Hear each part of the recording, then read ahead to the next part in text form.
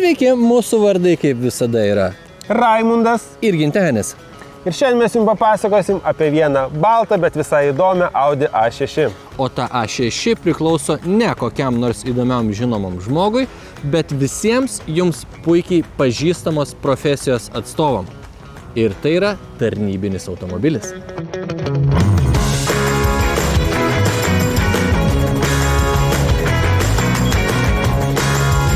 Koks yra idealus tarnybinis automobilis? Idealus tarnybinis automobilis, tai kuriame patogu dirbti, nes dirbame visą pamainą, tai yra 12 būna valandų praleidžiame automobilyje, jame turi būti patogu vienas dalykas, o kitas dalykas, tarnybinis automobilis privalo irgi, kaip ir sakau, būti švarus būtent ir kaip mano tarnyboje, tai privalo būti galinga transporto priemonė. O tu esi kelių policininkas, taip? Taip, aš esu iš Lietuvos kelių policijos tarnybos. Ir kelių policijoje vis tiek turbūt skirtingos tarnybos turi skirtingus automobilius. Be abejo. Tai tavo tarnyboje yra lengvieji automobiliai vien, ar yra ir ten visureigių ir... Mūsų tarnyba turi tik tais lengvosios transporto priemonės ir gan galingas transporto priemonės. Ir jų minėjai, kad yra 11, ne? Taip. Ir 11 per visą Lietuvą. Mes dirbame neteritorinių principų. Mes ne tai, kad, pavyzdžiui, Vilniečiai ir Vilniui dirbam. Mes dirbam visoje Lietuvoje. Ateina vasara, mes dirbam Palanga, ateina Nida, PVZ ir taip toliau. Ten, kur žmonės ir taip toliau. Ir kur vyksta daug eismo nelaimių. Supratau. Nu, va čia irgi įdomu, nes kažkaip galvau, kad ten kiekvienas miestas turi kažką. Šiai dienai tik tai Lietuvos kelių policijos tarnybą turime, kurie esame Vilniuje. Pereinam prie automobilio. Vytautai, ką tu čia vairuoji? Aš kaip policijos pareigūnas dažniausiai vairuoju Lietuvos kelių policijos tarnybos automobilį Audi A6, kurį Lietuvos policija įsigijo dar 2017 metų pabaigoje. Tai 3 litrų darbinio tūrio, 6 turbo dizelinis variklis, 6 cilindrų, 200 kW variklis, 4 varomais ratais automobilis ir greitai gali pasiekti net iki 300 km/h. Kur naudojamas šitas automobilis? Mūsų tarnyba šiuos automobilius naudoja lydint oficialius asmenis, patruliuojant magistraliniuose keliuose, greitkeliuose, ten, kur tenka vytis dideliais greičiais kelių eismo taisyklių pažeidėjus. Visame pasaulyje magistraliniuose keliuose, greitkeliuose policija naudoja gan galingas transporto priemonės. Klausimas man dar toks vienas kyla ir manau mūsų žiūrovam irgi įdomu. Ar šitas policijos turimas variantas skiriasi nuo paprasto civilinio varianto kažkom? Ne. Techniniais parametrais? Ne, jisai visai nieko nesiskiria. Tai toks pat automobilis, kur... Ir civilis gali nusipirkti tokį? Taip, be abejo. Ką vairavai prieš šitą Audi A6? Lietuvos kelių policijos tarnyba prieš šitą Audi naudojo ir Volvo automobilius, BMW, Volkswagen. Aš pats, kai pradėjau tarnybą, vairavau senutėlį Volkswagen Jetta automobilį. Tai nemažas upgrade'as.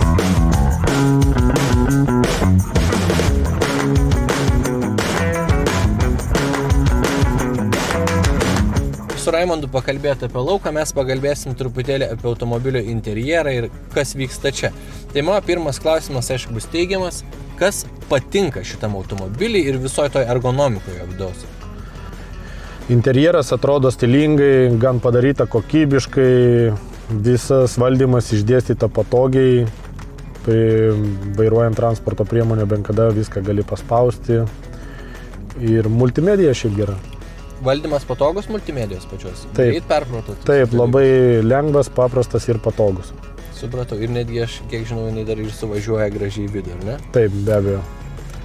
Gerai, tada analoginis klausimas tik iš neigiamos pusės, kas gal nepatinka kažkas jums čia, gal norėtumėt pakeisti kažkokius tai dalykus? Ne, kaip ir pakeisti nieko nenorėčiau, nes viskas labai patogu, viskas po ranka, tikrai nieko nenorėčiau keisti.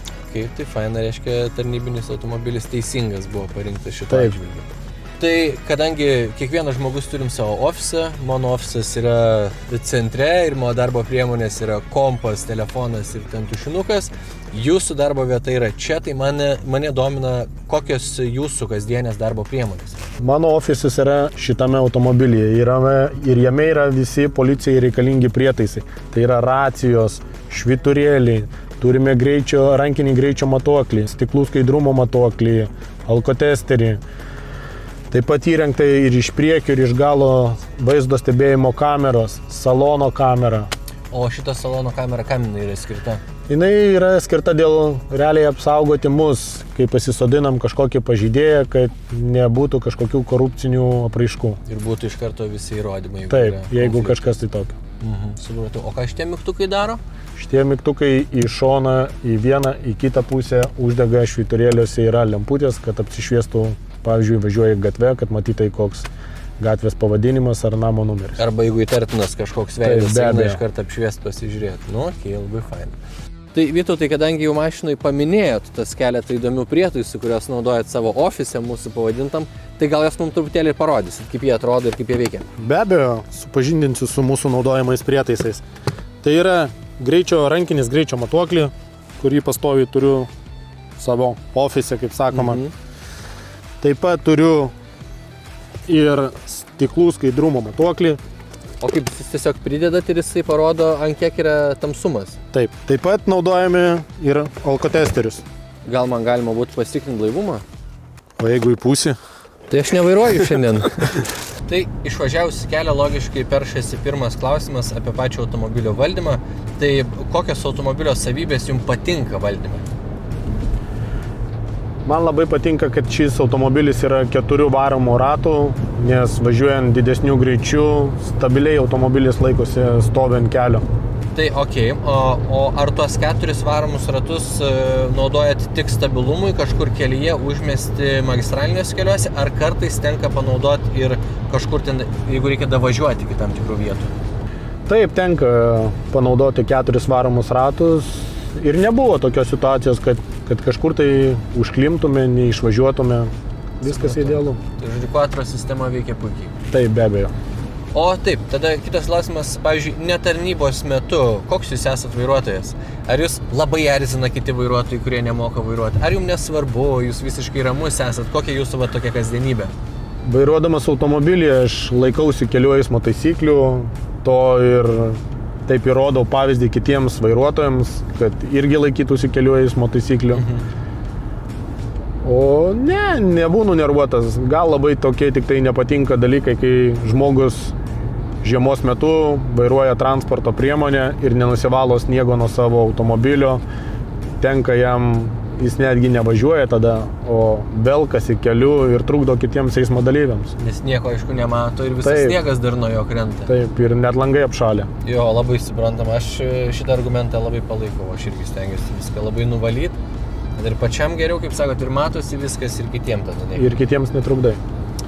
O tada turiu dar vieną, turbūt paskutinį važiuojant klausimą. Ar turit, kas liečia būtent tarnybinį automobilį, kažkokių tai įpročių kaip tėvė mūsų? Taip, turiu įpročių.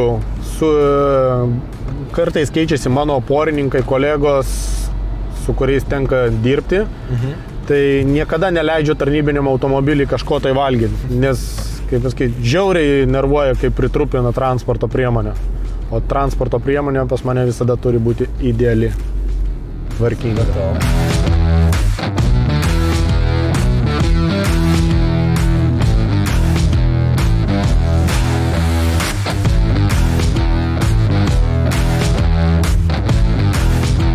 Koks yra automobilis, kurį labiausiai norėtum pavairuoti? Kažkokia svajonė. Jo. Šiai dienai gal labiausiai norėčiau pavairuoti Ferrari automobilį. O kas iš tokio realesnio, tokio paprastesnio varianto, ką labiausiai norėtum savo garaže turėti? Ko neturi dabar? Gal Porsche 911? Irgi neblogai. Tai visi jie greiti yra automobiliai. Taip, be abejo. Ir kas yra automobilis, kurio tikrai nenorėtum turėti ir tikrai nenorėtum vairuoti? Šiai dienai gal nenorėčiau vairuoti kokios nors Dacia transporto priemonės. Tai tokia šiandien mūsų buvo diena. Jo, pas mus svečiuose buvo kelių eismo policijos pareigūnas Vytautas Kelmelis. Šiek tiek gavom informacijos apie tarnybinius automobilius, apie tai, ką jisai veikia, kas patinka, kas nepatinka. O iš esmės... Share, like, subscribe. Yes.